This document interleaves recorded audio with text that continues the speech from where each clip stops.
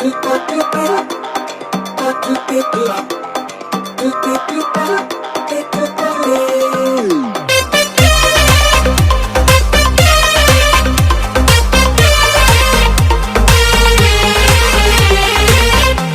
हूँ मैं लेकिन फंसती नहीं, मेरे से प्यार जबरदस्ती नहीं। अरे वाह, जानू मोहब्बत है महंगा मेरा, मस्ती मिलेगी इतनी सस्ती नहीं। मेरे ऊपर खर्चा बोलो कितना पाउंड करेगा। तो सुनो, डीजे जब साउंड करेगा कमरिया राउंड करेगा, बीट पे ढिंचक पूरा एक राउंड करेगा। डीजे जब साउंड करेगा कमरिया राउंड करेगा, बीट पे ढिंचक पूरा एक राउंड करेगा।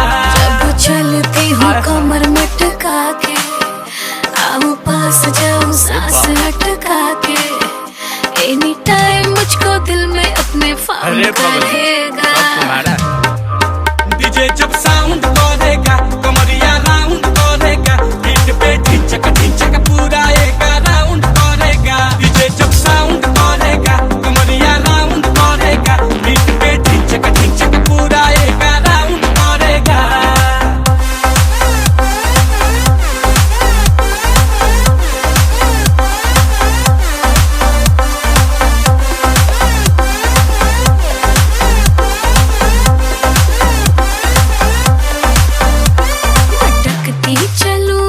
भटकती चलूं, अच्छा पैजनिया मैं पटकती चलूं।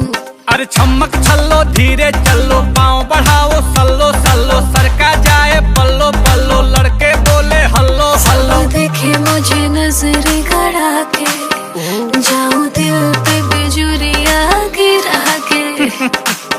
हल्ला मोहल्ला में कराउंड करेगा, डीजे जब साउंड करेगा कमरिया राउंड करेगा, बीट पे ढिंचक पूरा एक राउंड करेगा। डीजे जब साउंड करेगा कमरिया राउंड करेगा, बीट पे ढिंचक पूरा एक राउंड करेगा।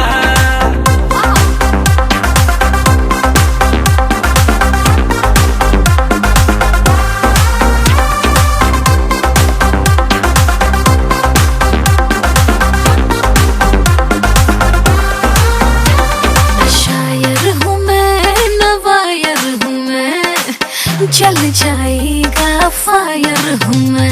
अरे फ्लोर पे पूरा आग लगा दे, बियर का तू बाग लगा दे, सीधा सादा बंदा हूँ मैं, कैरेक्टर पे दाग लगा दे। साथ जब हाथ में हसीना, तुझे इसी में भी आएगा पसीना। होगा धूम जब बूम ये राउंड करेगा।